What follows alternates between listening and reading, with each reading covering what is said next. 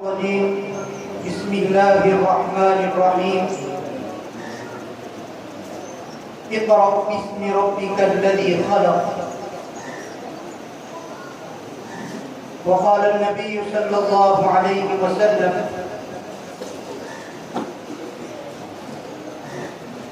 من لم يشكر الناس لم يشكر الله وقال أيضا إنما الأعمال بالنيات صدق الله العظيم وصدق رسوله النبي الكريم حضرات علماء کرام، بزرگان دین، طلبہ عزیز، اچانک میرا نام پکارا گیا اور یہ حکم ہوا کہ کوئی بات یا کوئی سبق آپ کو سنانا ہے۔ بہرحال فی جو آیت کریمہ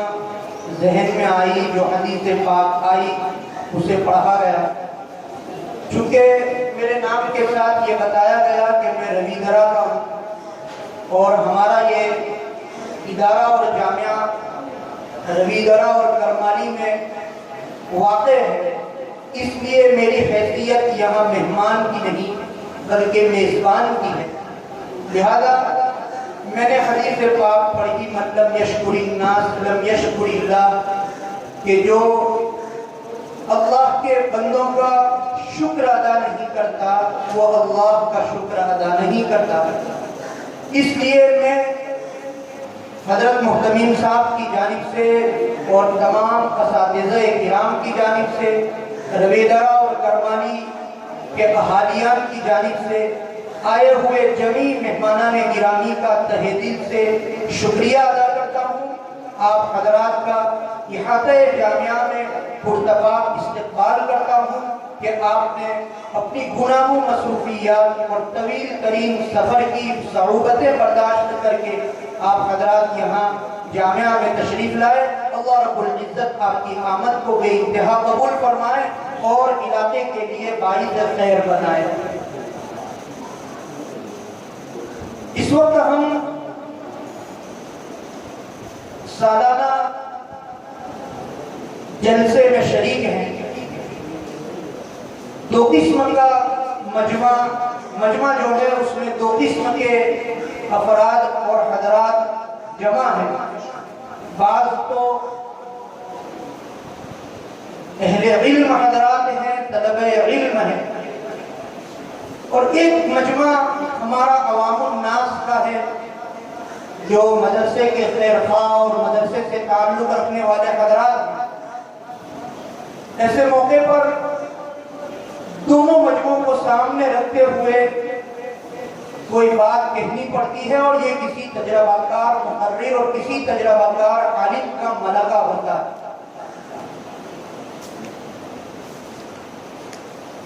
ہمارے سامنے جن طلباء نے تقریریں کی، انجمن جو ہوتی ہے یا اسی طرح سے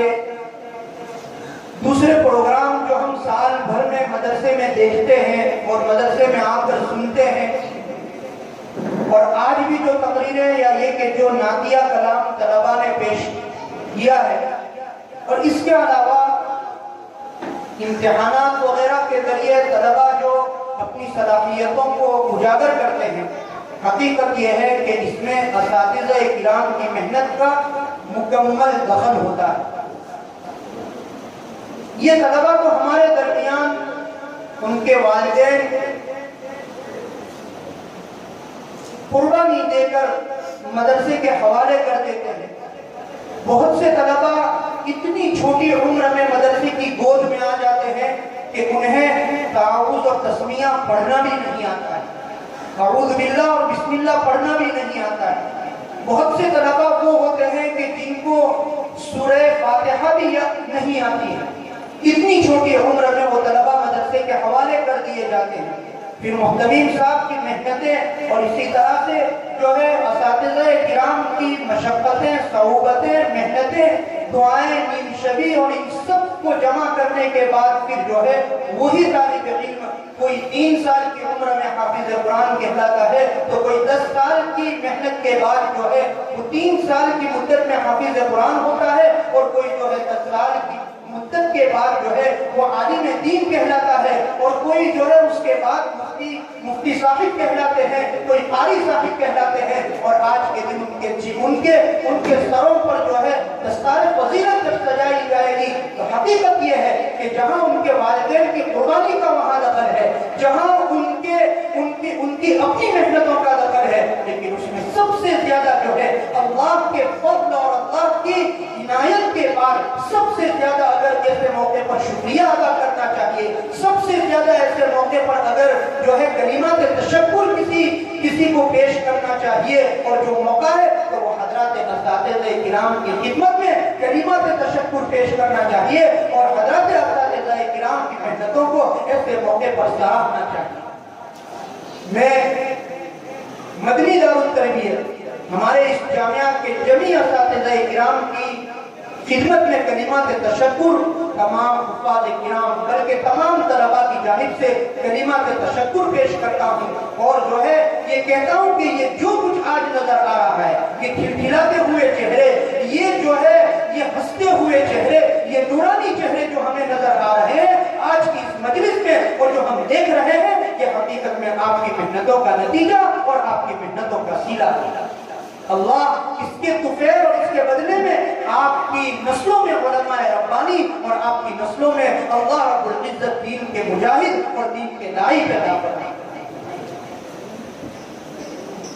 یہ جامعہ مدنی دارالتربیت جیسے کہ ہمارے بستی کے بڑے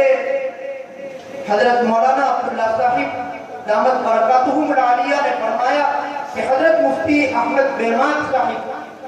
نور اللہ مرقدہ کا قائم کیا ہوا یہ ادارہ ہمارے والد بزرگوار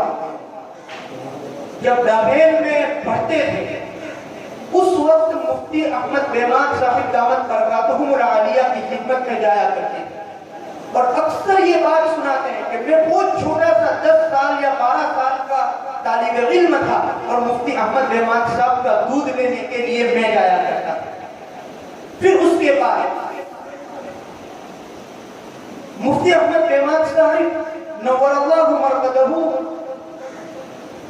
سے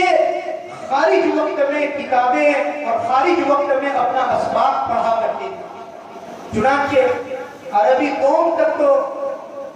ڈابھیل میں پڑھا، لیکن اس کے بعد جو ہے شرح جامی کے سال سے ہمارے والد صاحب جو ہے سہارنپور تشریف لے گئے مظاہر العلوم، اور اس کی بنیاد بھی حضرت مفتی بیمات صاحب، اس کا ذریعہ بھی حضرت مفتی بیمات صاحب رحمت اللہ علیہ۔ آج جو کچھ ہم دیکھ رہے ہیں ہمارے والد صاحب کے سلسلے میں، یا یہ کہ جو کچھ والد صاحب نے خدمت کی ہے اس کے سلسلے میں، اس میں بہت بڑا ذریعہ جو ہے حضرت مفتی بیمات صاحب نور اللہ مرقدہ کا ہے، اور آج ہم آپ کے صاحبزادے حضرت مولانا اجود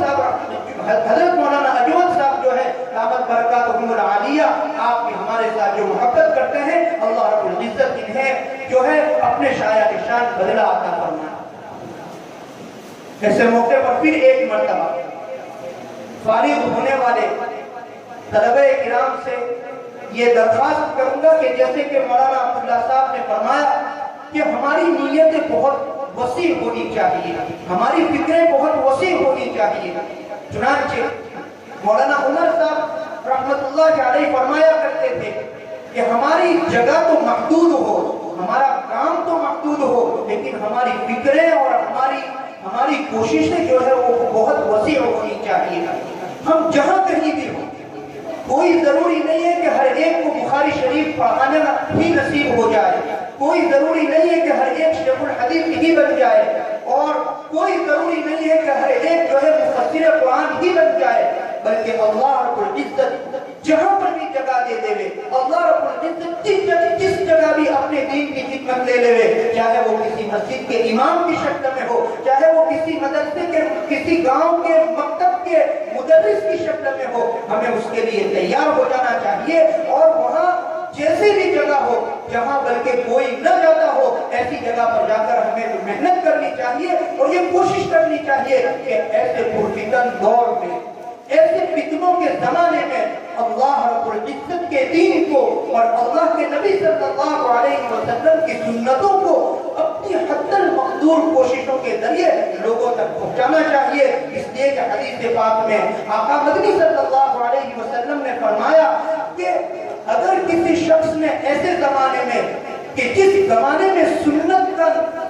का नामो निशान मिटाने की कोशिश की जाएगी, ऐसे जमाने में जब सुन्नत पर जो है लोगों का अमल बिल्कुल खत्म होने के करीब होगा, ऐसे जमाने में अगर कोई शख्स नबी पाक सल्लल्लाहु अलैहि वसल्लम की एक सुन्नत का इहया करेगा और एक सुन्नत दूसरे तक पहुंचाएगा, अल्लाह रब्बुल इज्जत उसको 100 शहीदों का सवाब अता फरमाएंगे। इसलिए जो मेरे दोस्त अहबाब हैं, जो यहाँ से इस साल सनद फरागत हासिल कर रहे हैं, उनकी खिदमत में सिर्फ इतनी सी बात है कि हमारी फिक्रों को वसी रखें, लेकिन जगह जो भी मिल जाए, खिदमत का मैदान जो भी मिल जाए, उस पर जो है अल्लाह का शुक्र अदा करके अल्लाह का नाम लेकर वहाँ से काम शुरू कर देना चाहिए और ऐसा काम करना चाहिए कि हमारे इदारा, अब जहाँ से हमने तरबियत हासिल की है, जहाँ से हमने तालीम हासिल की है, जहाँ से हमने अखलाक सीखे हैं, हमारे असातिज़ा किराम उनका नाम रोशन हो, उनकी नेकनामी का हम जरिया बने और उनके लिए जो है हम ज़ख़ीरा आखिरत करने की कोशिश करें। अल्लाह रब्बुल इज्जत हम सब के जमा होने को बेइंतहा कबूल फरमाए। जो तलबा हाफिज हुए हैं और जो तलबा फारिग जो आलिमियत की सनद हासिल कर रहे हैं, अल्लाह रब्बुल इज्जत उन तमाम को जो है कबूल फरमाए, उनकी मेहनतों को कबूल फरमाए और अल्लाह रब्बुल इज्जत उनसे अपने दीन की बेइंतहा खिदमत ले। अल्लाह रब्बुल इज्जत हम सबको इखलास के साथ अपनी अपनी जगह पर काम करने की तौफीक अता फरमाए। व आखिरु दावाना अनिल हम्दुलिल्लाहि रब्बिल आलमीन फजज़ाकुमुल्लाहु खैर।